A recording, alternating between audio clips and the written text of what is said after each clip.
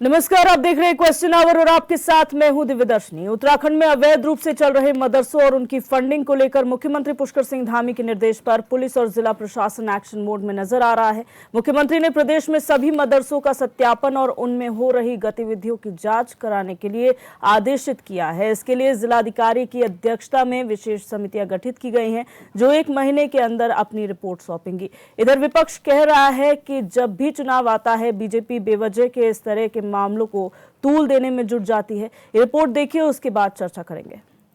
तो अब जल्द ही इस प्रदेश में मदरसों पर एक बार फिर जांच बिठा दी गई है मुख्यमंत्री के निर्देश पर, और कमेटी गठित की जाएगी। सभी जिलाधिकारियों को निर्देशित कर दिया गया है, 30 दिनों के अंदर रिपोर्ट पेश करने को कहा गया है। इसी मुद्दे पर आज चर्चा करेंगे। पहले तमाम मेहमान हमारे साथ जुड़ चुके हैं, उनके इंट्रोडक्शन आपसे करा देते हैं। हमारे साथ अनुपन जी हैं, भाजपा प्रवक्ता जुड़ चुके हैं। आशीष सैनी जी, वरिष्ठ नेता कांग्रेस, फोन लाइन पर हैं।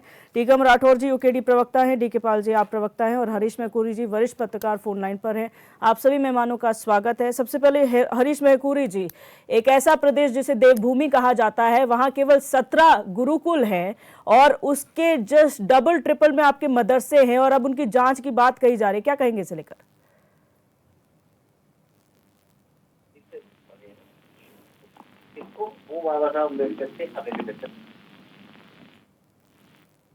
सर, आपकी आवाज हम तक साफ नहीं पहुंच पा रही, एक बार फिर जुड़ने का प्रयास करेंगे। अनुपम जी, कई बार ऐसे मौके आए हैं जहां सरकार ने आदेशित किया है, इससे पहले भी जब जो है यहाँ पर सरकारें पहले भी रही है, तब भी ये कहा गया जो इलीगल मदरसे थे उनकी जांच की जाएगी। अब फिर ये मामला क्यों उठाया है? देखिए, फिर मामला नहीं उठाया गया है। मामला तो जिस दिन से पहली कंप्लेन आ जाती है उसी दिन से एक्टिविटी शुरू हो जाती है। अगर आपको याद हो तो पहले एक कंप्लेन आई कि रुड़की में कुछ इसी तरीके का एक अवैध मदरसा चल रहा है। उसकी जांच की गई, उसमें पाया गया कि कई सारे जो बच्चे थे वो शोषित थे, तो उसके ऊपर कार्यवाही हुई।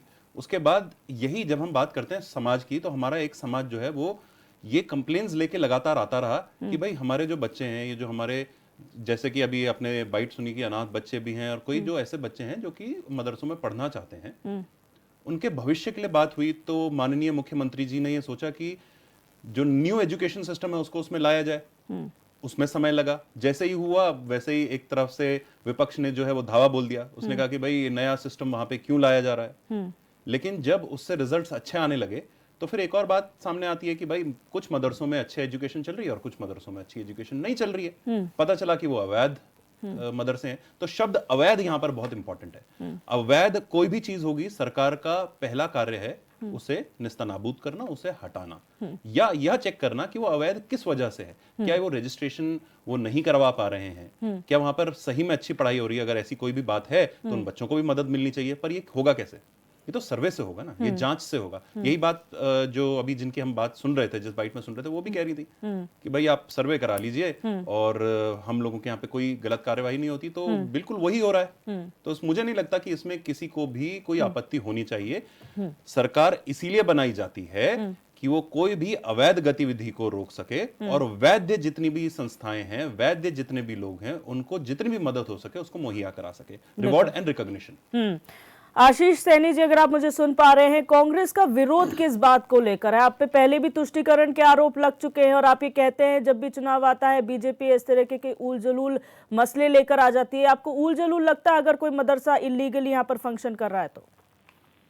नहीं, मदरसों की जांच करने में यदि कोई कठिनाई है, कोई समस्या है और आपको लगता है कि उस एजुकेशन सिस्टम में कहीं पर कोई ड्रॉबैक है, जैसे बताया गया कि रजिस्ट्रेशन नहीं है, तो जांच कराइए, उनको बंद कर दीजिए और जो अवैध संचालन करते हैं उन पर कार्रवाई कीजिए।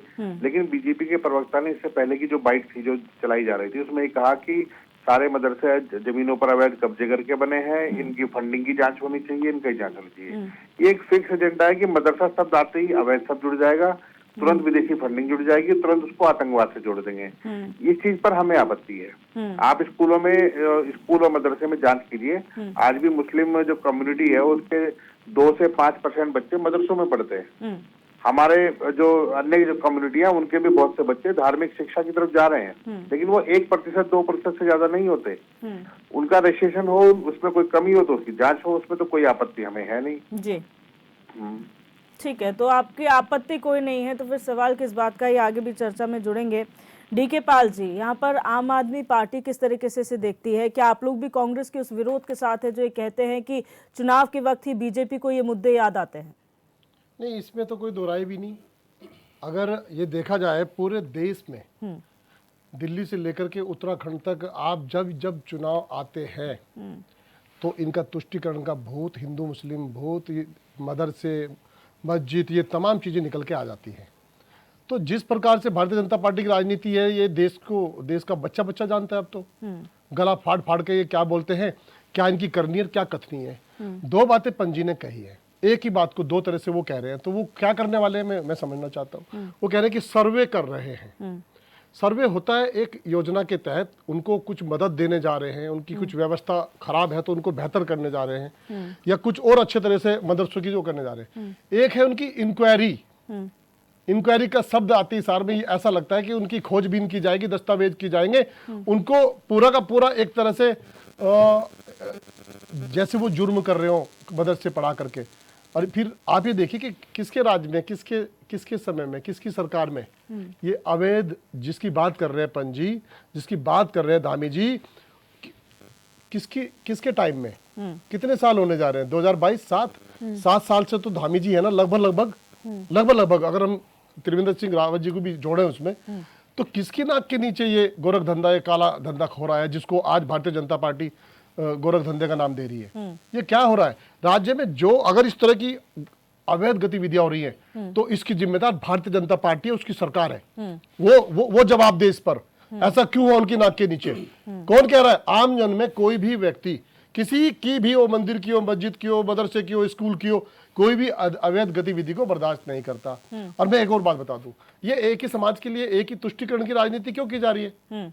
क्या आंगनबाड़ी के स्कूलों की कभी सर्वे इन्होंने किया है? क्या जो स्कूल जो म्युनिसिपैलिटी के माध्यम से नगर पालिकाओं में हुआ करते थे, उसका सर्वे किया है? कितने खुले थे, कितने बंद हो गए और कितने खोलने चाहिए? ये दोहरा चरित्र भारतीय जनता पार्टी का जो है, हम इसकी निंदा करते हैं और चेकिंग करना सरकार की जिम्मेदारी है।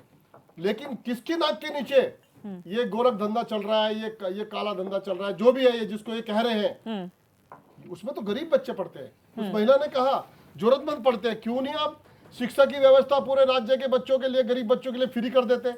अरे 25% का कोटा आपने सीबीएसई और आईसीएसई जो इंग्लिश मीडियम स्कूल है, उसमें गरीब के बच्चों को पढ़ने का प्रावधान भारत की सरकार में है, राज्य की सरकार में। कितने बच्चों को, गरीब बच्चों को आप 25% क्या भागीदारी होती है? हम लड़ते लड़ते मर गए। बस बात घूम फिर के किस पे आनी है? चुनाव आएगा तो इनका भूत निकल आएगा, तुष्टीकरण का भूत, हिंदू मुस्लिम, आपका जो है ना मदरसा, मस्जिद, और बस इसके अलावा और। अरे भाई, अगर कुछ देना है तो वो जो मौलवी, जो टीचर उसमें पढ़ा रहे हैं, उनके उज्जवल भविष्य के लिए भी तो सोचिए ना। अगर आप सर्वे करने जा रहे हैं, क्या सरकार से उनको सरकारी करने जा रहे हैं या अर्ध सरकारी करने जा रहे हैं? वो तो तड़प रहे हैं। वो अपनी, कई तो मदरसे ऐसे हैं मैडम, आप जाके देखिए, मैं मुस्लिम कॉलोनी की बात करता हूँ जो वक्फ बोर्ड के अंदर आता है, उन्होंने 350 बच्चे उसमें पढ़ रहे थे उस मदरसे में। सब कुछ बिल्कुल क्लियर है, साफ सुथरा है, उसका रजिस्ट्रेशन भी है उत्तराखंड की सरकार में, और वो इन्होंने बंद कर दिया किसी स्मार्ट मदरसे के नाम पर। 350 बच्चे जो पढ़ रहे थे वहां पे, आप यकीन मानिए उनके पेरेंट्स दर दर की ठोकरें खा रहे हैं। आप एक दिन अपने टीवी चैनल को वहां भेजिए, पता चलेगा आपको। और इस तरह की डिबेट करने से पहले इनको दिखाइए कि किस तरह का दोहरा चरित्र आप अपनाते हैं उन बच्चों के लिए जो गरीब बच्चा है, इस राज्य का बच्चा है। ठीक है, उसके लिए विपक्ष आंखें खोलने के लिए है सत्ता पक्ष की, और हमारा कैमरा भी समय समय पर जाता है ऐसी जगहों पर। टीकम राठौर जी, जब हम क्षेत्र के मुद्दे की बात करते हैं, एक ऐसी जगह पर जब आप मूल निवास की मांग कर रहे हैं, भू कानून की मांग कर रहे हैं, ऐसे में बीच में मदरसे का मामला आ जाता है और ये कहा जाता है कि अब सर्वे किया जाएगा बड़े पैमाने पर, जो इल्लीगल मदरसे हैं उन पर कार्रवाई की जाएगी। कितना वाजिब आपको ये लगता है? देखिए दिव्यदर्शिनी जी, जो इन्होंने मदरसा वेरिफिकेशन की जो बात कर रही है भारतीय जनता पार्टी, ठीक है, बेशक कीजिए, लेकिन हम ये पूछना चाहते हैं कि जो प्रदेश के अंदर जो कोचिंग सेंटर चल रहे हैं, अन्य संस्थाओं से स्कूल चल रहे हैं, जहां से इनको पैसा भी नहीं आ रहा है, सरकार को कोई पैसा नहीं आ रहा, वहां से क्या इनके वेरिफिकेशन किए इन्होंने? ये बात करती है मदरसों के लिए, वहां तो गरीब, जैसे अभी इनकी एक प्रवक्ता ने भी कहा, कांग्रेस की प्रवक्ता ने, कि वो तो गरीब बच्चे हैं जो जिनको मदरसों में पढ़ाया जाता है। तो मैं ये कहना चाहता हूं, आरएसएस की जो शाखाएं लगती है वहां भी तो एक ट्रेनिंग दी जाती है, एक प्रशिक्षण दिया जाता है, वो भी शिक्षा के ही दायरे में आता है। तो क्या ये उचित है कि वो कैंप लगाए जाए यदि इस प्रकार से जो चारों धर्म है हमारे उत्तराखंड के अंदर, पूरे भारत के अंदर, यदि अब सारे धर्म ऐसे बोलेंगे कि हम अलग अलग अपने धर्म को लेकर प्रशिक्षण करेंगे, तो क्या हाल हो सकता है देश का। ये इस बात पे गहन अध्ययन करते हैं प्रधानमंत्री जी, मुख्यमंत्री जी। तो हम ये सब कुछ कहना चाहते हैं कि आप कहते हैं कि हमारे जो स्कूल हैं उसमें तो हमारी अच्छी शिक्षा हो रही है। यदि दूसरे धर्म का कोई स्कूल है, ये जो अनुच्छेद, जो हमारे फंडामेंटल राइट के जो अनुच्छेद है, उसमें साफ साफ लिखा गया है कि आपको अपने धर्मों के प्रति सजग रहने का पूरा अधिकार है। आपको अपने धर्मों को जो पठन पाठन का, उसके जो धर्मों के लिए पठन पाठन की जो सामग्री है उसमें भी, उसको भी आपको अध्ययन करने का पूरा अधिकार है। तो ये अधिकार क्या मारना चाहती है भारतीय जनता पार्टी? तो हमारा यही कहना है कि पहले जो भारतीय जनता पार्टी है वो अपना स्टैंड क्लियर करे। यदि इसी तरीके से आरएसएस जैसी संस्थाएं, कांग्रेस भी खोल दे, हिंदू समुदाय के लोग खोल दे, सिख समुदाय के लोग खोल दे, अन्य पारसी समुदाय के लोग खोल दे, तो क्या ये उचित है भारत के अंदर? ठीक है। हरीश मैकुरी जी, सर अगर आप मुझे सुन पा रहे हैं, ये जो पूरा मदरसे का इन्वेस्टिगेशन का मसला एक बार फिर उठा है, क्योंकि ये पहले भी हो चुका है इस प्रदेश में और अब एक बार फिर होने जा रहा है, आप क्या कहेंगे इसे लेकर? दिव्यदर्शनी जी, किसी भी संस्था की जांच में किसी को क्या आपत्ति होनी चाहिए? यदि कोई जांच होती है, यदि कोई इलीगल उसमें चीजें हैं तो उनकी जांच हो जाए, कोई उसमें क्या दिक्कत किसी को होनी चाहिए। लेकिन हमारा ये कहना है कि उत्तराखंड को देवभूमि सरकार अधिसूचित करे, जितनी जल्दी हो सकता उतनी जल्दी देवभूमि। अभी तो कागज में ही, मतलब हमारे जो धार्मिक ग्रंथ है उनमें देवभूमि है ना, तो सरकार भी बोलती है देवभूमि, तो देवभूमि इसको अधिसूचित करे, यहाँ पे संस्कृत शिक्षा को बढ़ावा दे। असल में क्या है, जो हमारे बहुत सारे राजनीतिक दल हैं वो ये चाहते हैं कि मुसलमान मुसलमान बना रहे, ईसाई ईसाई बना रहे, लेकिन हिंदू सेकुलर। तो इसी की लड़ाई है। असल में ये जो भाईचारे का यहाँ राग अलापते हैं, तो बांग्लादेश में भाईचारा दिख रहा है, तो ये मदरसा शिक्षा के कारण ही है। हमारे भारत के लोगों को अरब का जैसा क्यों बनना है? सवाल ये भी, क्या अरब में संस्कृत पढ़ाई जाती है? नहीं पढ़ाई जाती है, तो भारत में अरबी क्यों पढ़ाई जाती है? ये भी सवाल है। आपने जो है धर्म के आधार पर देश बांटा, पाकिस्तान बनाया, बांग्लादेश बनाया और भारत को धर्मशाला बना दिया, घुसपैठियों की धर्मशाला बना दिया। 4 करोड़ घुसपैठिए भारत में आराम फरमाते हैं। तो सवाल ये है कि यहाँ की दाल रोटी पर करते हैं। कोई गरीब है तो गरीबी आज की तारीख में 2 कारणों से, या तो आपके 10-10 बच्चे हैं, या आप जो है आप में हुनर नहीं है। तो हुनर की तो हमारे खासकर मुस्लिम भाई में कोई कमी नहीं, बहुत अच्छे हुनर हैं, बहुत अच्छे जॉब करते हैं, बहुत अच्छी उनकी कारीगरी है, बहुत अच्छा प्रेजेंटेशन है। अब जो उनमें गरीबी है वो इसलिए है कि हमारा पंचर बनाने वाला भाई भी 10 बच्चे पालता है। तो उसके लिए जो है सारी चीजें सरकार पे डिपेंडेंसी क्यों हो? कुछ हम यदि अपना मतलब परिवार नियोजन का कानून है, भारत सरकार का बनाया हुआ कानून है, इंदिरा गांधी बोलती थे हम 2 हमारे 2, तो हमारे 10 क्यों हैं? उन पे कब होगा जनसंख्या नियंत्रण कानून लागू? कब होगा परिवार नियोजन लागू?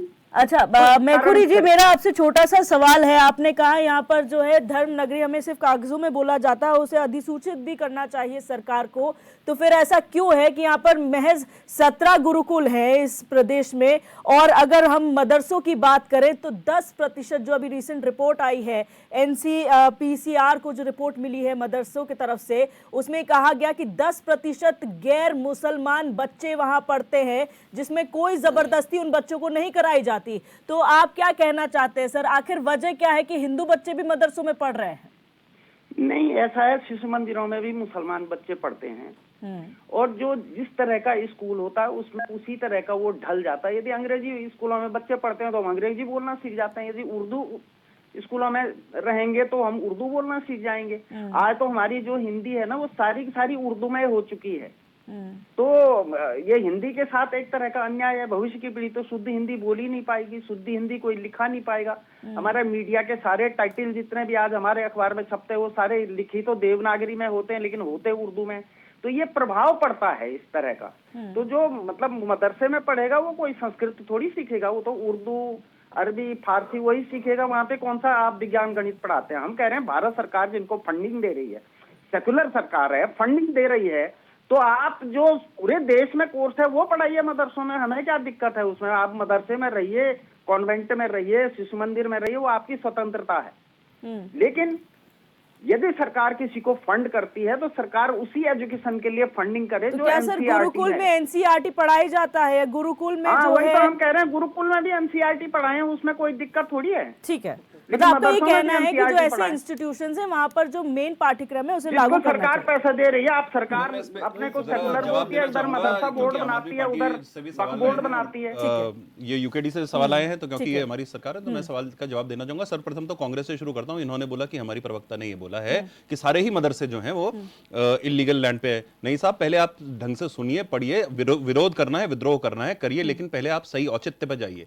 बात हो रही है अवैध की। अवैध है तो ये सारी जांचें होनी आवश्यक हैं कि कहां पे अवैध है। जैसे कि मैक्रोरी जी ने बोला, मैक्रोरी जी ने एक बड़ी सही बात करी है। मैक्रोरी जी ने बोला है कि आरएसएस के स्कूल, जिसकी बात अभी हमारे जो विरोधी दल हैं वो भी कर रहे थे, आरएसएस के स्कूल में किसी को मना ही नहीं है और सारे के सारे जाते हैं। उसमें मुस्लिम स्टूडेंट्स भी हैं, उसमें ईसाई स्टूडेंट्स भी हैं, लेकिन वहां पे राष्ट्र की बात होती है, एक राष्ट्र की बात होती है। वहां पे धार्मिक जो अनुच्छेद है ना, ये पंथ बात नहीं होती, धर्म की बात होगी लेकिन पंथ की बात नहीं होती है। मैं बात कर लूं, ठीक है, ठीक है, ठीक है। पैमाना राष्ट्र तय करता है।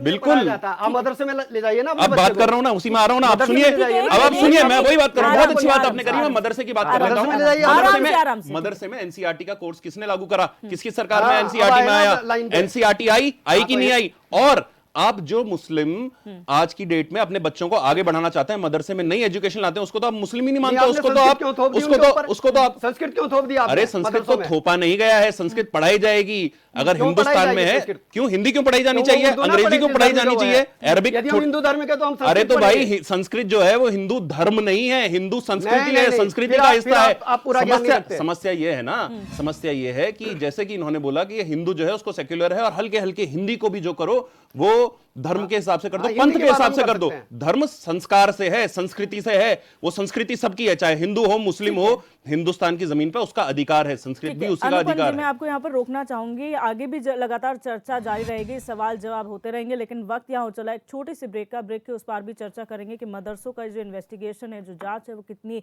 वाजिब है और विपक्ष का इस पर क्या कुछ कहना है। आप बने रहे हमारे साथ। ब्रेक के बाद आप सभी का एक बार फिर से स्वागत है। लगातार हम चर्चा कर रहे हैं, मदरसों की जांच के आदेश मुख्यमंत्री ने दे दिए और कोई पहली बार जांच नहीं होने वाली। इससे पहले भी कई बार जांच के आदेश दिए जा चुके हैं, सर्वे भी हुए हैं, कई रिपोर्ट्स भी सामने आई है। तमाम मेहमान हमारे साथ बने हुए हैं। अनुपम जी अपनी बात पूरी करें। ब्रेक से पहले आप विपक्ष के सवालों का जो जवाब दे रहे थे।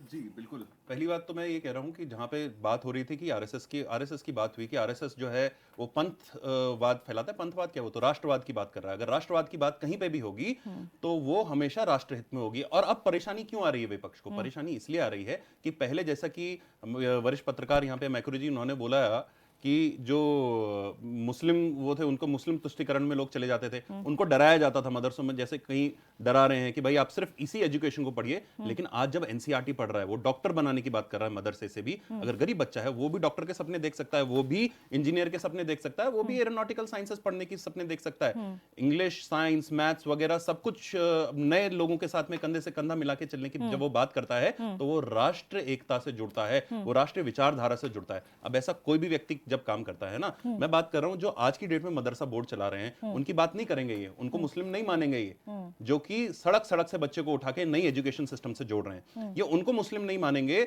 जो कि ऐसे गरीब हालातों में पढ़ने वाले बच्चों को आज एक सड़क से उठा के एक बड़ा नेता बनाने की बात करते हैं, एक बड़ा लीडर बनाने की बात करते हैं एजुकेशन के मामले में, साइंस के मामले में। यहाँ पर हरीश मैखुरी जी ने एक चीज और कही, जब गुरुकुल का जिक्र मैंने किया तो उन्होंने कहा वहां पे होना चाहिए, तो लेकिन सबसे पहले टारगेट मदरसे ही क्यों है? गुरुकुल का तो कहीं जिक्र ही नहीं आता। इतने सालों में मैं कहती ही हूँ, एक देवभूमि होने के नाते 17 गुरुकुल इस प्रदेश में, शायद हम लोग बहुत कम इससे परिचित होंगे, लेकिन उसके बावजूद भी हम ये नहीं कहते कि एनसीईआरटी का सिलेबस जो है गुरुकुल में भी लागू कीजिए। आप वहां भी डॉक्टर बनना चाहते होंगे, वहां भी जो है लोग इंजीनियर बनना चाहते होंगे। बिल्कुल आपने सही बात करी। आप कह रहे हैं कि आप गुरुकुलों की बात करते हैं, क्या आप प्राइमरी स्कूल में आप मुझे ये बताइए कि क्या गुरुकुलों हम बात कर रहे हैं बार-बार, गुरुकुलों में जो कांगड़ी गुरुकुल है वहां पे क्या नई एजुकेशन सिस्टम नहीं है? या अगर हम बात करें रामदेव के जो गुरुकुल है वहां पे नई एजुकेशन सिस्टम नहीं है, new education system is there, it is prevailing there. और आपको एक बहुत बढ़िया बात बताऊं कि हमारे यहाँ पे कई बार ऐसे पूजा करने वाले बच्चे भी आए हैं जो कि अभी एमबीबीएस की, क्योंकि डॉक्टर की बात हो रही थी, वो एमबीबीएस की स्टडीज को अभी परसू कर रहे हैं अभी, जो क्योंकि आपने ये सवाल किया था इसलिए मैंने आपको उस सवाल का जवाब दे दिया, परंतु मैं अब इसके आगे जाने की बात कर रहा हूं। देखिए प्रॉब्लम क्या है ना, प्रॉब्लम क्या है कि एक मुद्दा बहुत सालों से चला आ रहा है कि हिंदू बच्चा अलग कर दें और मुस्लिम बच्चा अलग कर दें, और कहीं ना कहीं ईसाई बच्चे को तो हम गिन ही नहीं रहे हैं, लेकिन जब सबको एक साथ लेके चलने की बात आती है तो कुछ लोगों को दर्द होता है, क्योंकि उनकी जो पूरी राजनीति है वो उसी बेसिस पे आ गई। कांग्रेस की तो पूरी राजनीति इसी के ऊपर थी, और अब क्या करा है कि आम आदमी पार्टी ने एक नया चेहरा ले लिया है, वो भी कांग्रेस की जो पुरानी सत्ता थी ना, और जो पुरानी तलवार थी, उस वो तलवार कहीं ना कहीं अब आ गई है आम आदमी पार्टी के हाथ में, और वो भी राष्ट्रीय एकता की तरफ जाने की बात नहीं कर रहे, वो बात कर रहे हैं किसी तरीके से हिंदू को हिंदू बनाओ और मुस्लिम को मुस्लिम बनाओ। अगर एजुकेशन सिस्टम एक हो रहा है तो परेशानी क्या है? अवैध अगर कुछ भी है, आप कह रहे हैं कि अवैध गुरुकुल है या अवैध कोई और है, दीजिए ना, कंप्लेन दीजिए। कंप्लेन्स आई, मदरसे की कंप्लेन्स किसने करी? मुस्लिम समाज ने करी कि नहीं करी? रुड़की वाला जो मदरसा था उसकी कंप्लेन किसने करी, मुझे बताइए। और उसमें निकला कि नहीं निकला कि बच्चों का शोषण हो रहा था, उसके ऊपर एफआईआर हुई, अरेस्ट हुए कि नहीं हुए?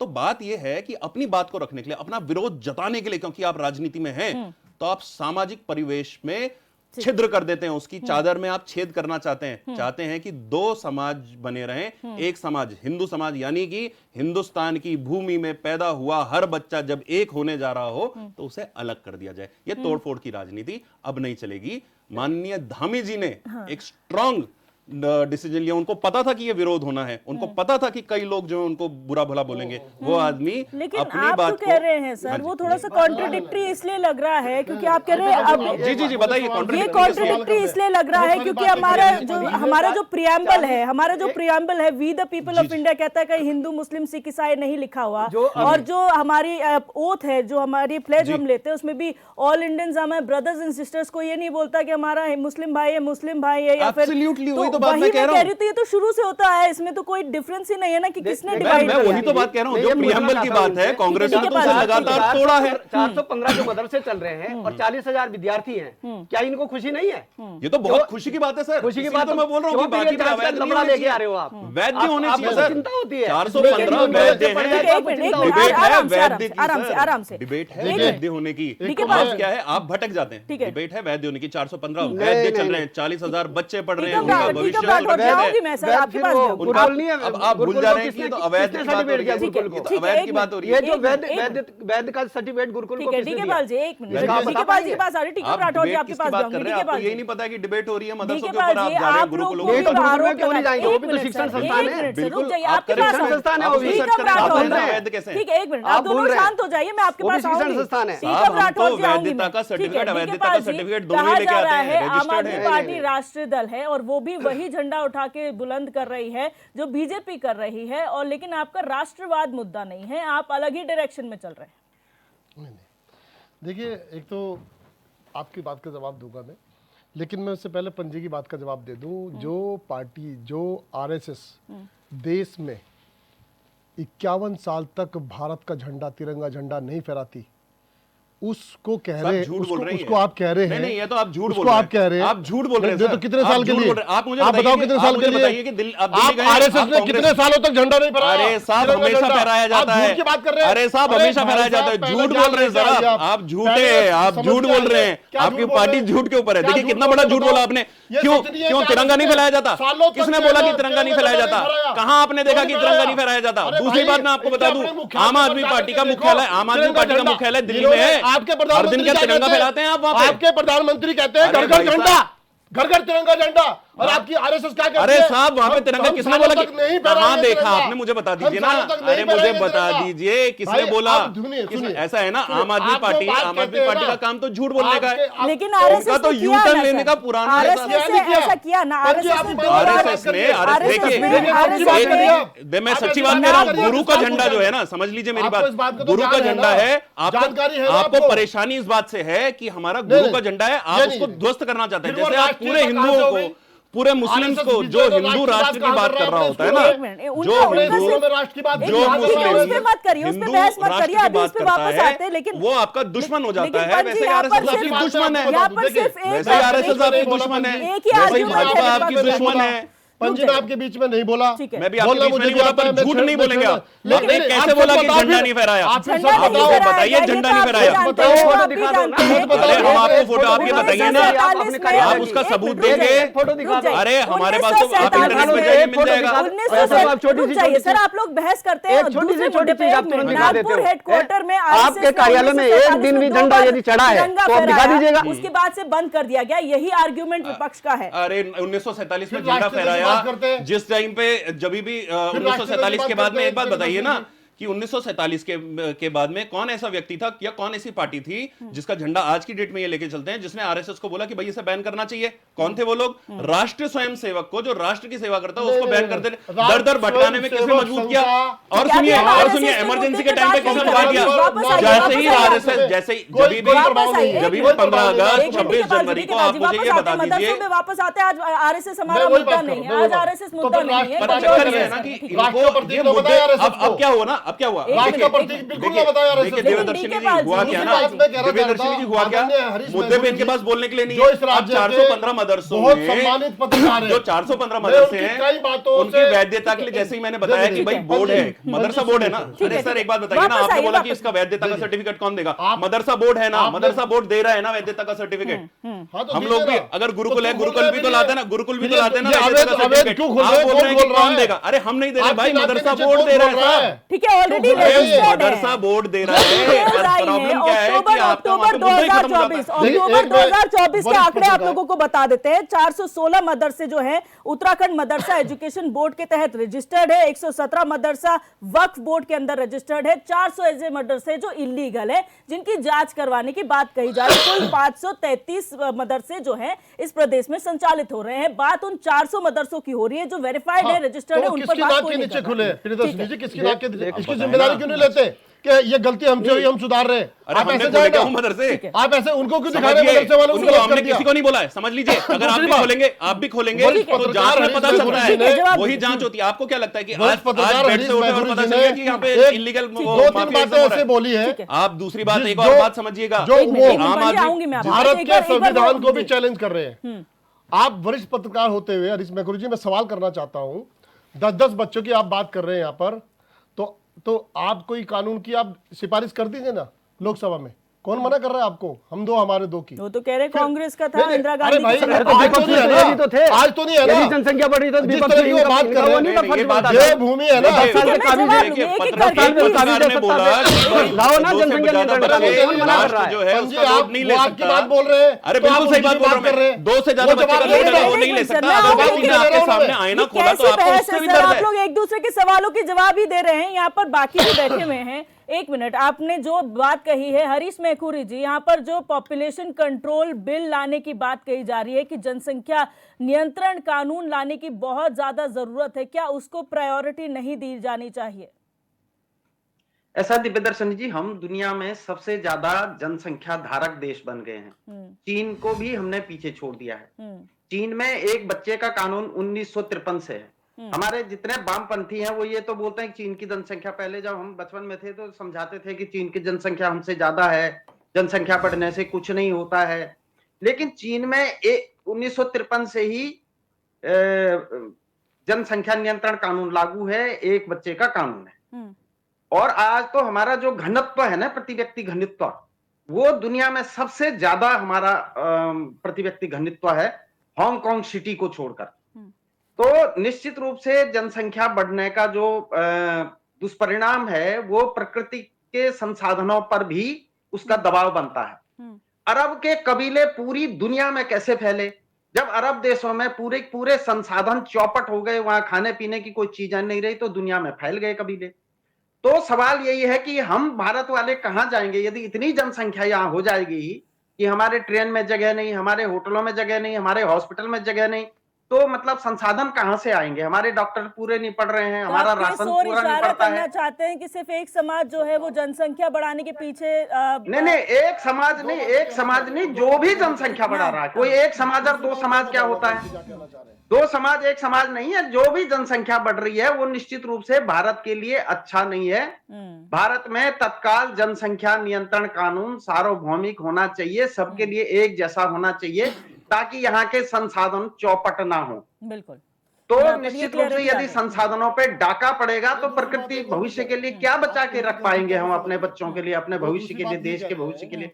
सारे संसाधन चौपट हो जाएंगे। हमारे देश में जितने भी आक्रांत आए, चाहे अंग्रेज आए, चाहे दुनिया भर के और भी आए, यमन आक्रांत आए, वो यहाँ के संसाधनों की लूट के लिए आए। डीकेपाल जी, आपने इस फिर सुना हमारे नहीं, यहाँ उन्होंने के क्या बोला? संसाधनों एक की मिनट, लूट के लिए आए हैं, हमें हरीश कुछ नहीं मेखुरी सुना जी ने जो ये साफ पढ़ा कहा- लिखा का देश है। हरीश मेखुरी जो जी ने साफ आदरणीय कहा हरीश कि ये मेखुरी जी कह सरकार रहे हैं की ही जिम्मेदारी क्यों बने कि आप पॉपुलेशन कंट्रोल करिए। ये तो एज एन भारत एजुकेटेड के पर्सन संविधान आपको की- भी फील होना चाहिए कि आपको कितने बच्चे भारत करने के हैं as per संविधान की resources। प्रक्रिया है। जब इतने तोड़ मरोड़ के कानून इन्होंने बना दिए तो इस कानून पे सरकार आगे नहीं बढ़ी। दूसरी बात जो बेखुरी जी कह रहे हैं, सरकार नहीं ला पा रही है, इस तो काबिल विपक्ष नहीं तो है, इतने सारे इस मुद्दे काबिल नहीं उठाता है, है। आपने दूसरी प्रमुखता बात से ये मुद्दे कह क्यों रहे नहीं हैं, उठाए? धीरे धीरे मेरी क्या बात आप लोगों जाने की प्रायोरिटी देखिए, में दीजिए, नहीं देखिए, है? धीरे मेरी बात क्या जाने दीजिए। ये 15 ये साल में कह बच्चे रहे पैदा हैं हुए हैं क्या इतने? कि दूसरी जनसंख्या बात बढ़ रही ये है 15 और से 20 सरकार साल में हमारी हुए हैं। कंट्रोल कर नहीं पा रही और है और क्या सरकार है कि- उनको सुविधा भी नहीं दे पा रही है, न अरे शिक्षा की सर, सुविधा, वो- न वही तो स्वास्थ्य की एजुकेशन, सुविधा। इसका वही तो मतलब सरकार न्यू फेल है। एजुकेशन पॉलिसी है। इसका मतलब सरकार फेल है। लेकिन अरे साहब, न्यू डीकेपाल जी, एजुकेशन लेकिन पॉलिसी है, उसका विरोध आप डीकेपाल जी, करते अगर हैं। आपको याद होगा और सुनिए, पंचायती और- चुनाव के लिए एक रेगुलेशन था, मैडम, दिव्यदर्शनी पंचायती जी, चुनाव के लिए एक रेगुलेशन नहीं, दिया दिव्य- गया था, 3 बच्चे जिसके होंगे वो चुनाव नहीं लड़ सकता। अरे वो दिव्यदर्शनी जी, किसी एक सरकारी मैं एक प्लीज चीज और शॉर्ट बोल में दूं। प्लीज। इन्होंने बोला कि हर बार ये मुद्दे जो हैं चुनाव के टाइम पे उठते हैं, क्योंकि ये सवाल जो है ये देखा रह जाएगा। मैं ये कह रहा हूं साहब कि हर बार जब हम लोग, ऐसा नहीं है कि अब काम नहीं कर रहे हैं, काम हर बार कर रहे हैं, लेकिन चुनाव ही पूरे साल भर में हो रहे हैं। और जब वन नेशन वन इलेक्शन की बात आती है, पार्लियामेंट में उठती है, तो सबसे पहले झंडा बरदार ये लोग हो जाते हैं, विपक्षी हो जाते हैं कि नहीं भाई वन नेशन वन इलेक्शन नहीं होना चाहिए। अरे भाई, हर दिन काम होगा, हर दिन कुछ ना कुछ चीजें होंगी। इलेक्शन तो ओरे दोरे हर समय आ रहा है, लेकिन उस समय आप लोग विरोधी हो जाते हैं। ऐसी कौन सी चीज है जिसका ये विरोध नहीं करते? ऐसी कौन सी चीज है जिसका इन्होंने विरोध नहीं किया? न्यू एजुकेशन पॉलिसी का इन्होंने विरोध किया, इन्होंने विरोध किया वन नेशन वन थ्योरी का। आशीष सैनी जी के पास जाना चाह रही हूं मैं। आशीष सैनी जी, यहाँ पर कांग्रेस पर पहले से ही तुष्टीकरण के आरोप लगते हैं कि आप एक समाज विशेष को संरक्षित करते हैं, और जब भी उनकी बात आती है तो आपको कहीं ना कहीं चोट लगती है और आप उस पर बोलते लगते हैं। जब भी अगर लव जिहाद की बात आई, लैंड जिहाद की बात आई, कांग्रेस ने कुछ भी बोलने से इनकार कर दिया। अब ऐसे मुद्दों पर ये तुष्टीकरण नहीं तो और क्या? देखिए, मैं सभी जो पैनलिस्ट हैं उनसे समय चाहूंगा कि 2 मिनट तक वो मेरी बात जरूर सुने। सबसे पहली बात तो 2 बच्चों का कानून भारत में कांग्रेस सरकार द्वारा नहीं लाया गया, वो एक आग्रह था। देश की जनता ने उसको बहुत अधिक संख्या में स्वीकार किया और 2011, 2001 की जनगणना के मुकाबले में हमारी जनसंख्या 2.1 की प्रजनन दर के अनुसार स्थिर हो गई है। पहली बात तो इन लोगों को जानकारी नहीं है, ये इसलिए कभी भी इस तरह की बात ना करें। दूसरी बात, संविधान ने सभी धर्मों को अपने मानने का और उसके प्रचार प्रसार का, उसको पढ़ाने का, उसकी शिक्षा का अधिकार दिया है। इसीलिए मुस्लिम धर्म भी अपने जो धार्मिक जो क्रियाकलाप है उसके लिए मदरसों का संचालन करते हैं। देश की आजादी से पहले, अंग्रेजों के आने से पहले और बहुत लंबे समय से केवल मदरसों में ही शिक्षा हुआ करती थी। किसी राजा महाराजा ने अगर कोई स्कूल खोले, यूनिवर्सिटी खोले, वो बहुत कम संख्या में थे, वो पूरी आबादी का नहीं कर सकते थे। जब भारत देश आजाद हुआ तो सरकारी स्कूल खोले, वो आज भी स्कूल हैं। जो सरकार हजारों स्कूल बंद करके आपको एजुकेशन देने की बात कर रही है, वो तो केवल आपको झांसा देकर बेवकूफ बनाने का काम कर रहे हैं। आज सवाल इस बात का है कि यदि कोई मदरसा रजिस्टर्ड नहीं है तो आप मेटलर्जी के ऊपर गुरुकुल थे, उसका नहीं, अर्थशास्त्र के ऊपर गुरुकुल थे, नालंदा गुरुकुल था साहब। मुझे मालूम है आप अज्ञानी आदमी हैं, कम बोलिए जरा। हर जगह पे मुझे मालूम है आपको ज्ञान नहीं है बिल्कुल भी। तथ्य तो जांच आप खाली घड़े की तरह बज रहे हैं घंटे से यहाँ पर। आपको अपना बोलने का पता है ना सुनने का पता है। कांग्रेस के लिए तो हिंदुस्तान भर ही अंग्रेजों के बाद से। मुख्यमंत्री भी दिशाहीन है और आप भी दिशाहीन होकर यहाँ बैठे हुए अच्छा, हैं। कांग्रेस वालों की दिशा है, आप सुन लीजिए ना, पहले मुंह में यही नहीं पता है कि बंद कर दीजिए जो ना। बोल रहे हैं कि राजाओं ने कोई गुरुकुल नहीं बनाए, अपनी मुंह की जो बवासीर बोल बंद रहे करके हैं कि बैठिए पहले। गुरुकुल इससे पहले आशीष जी, एग्जिस्ट please, नहीं please, करते आपकी थे। दिमाग ऐसी में बात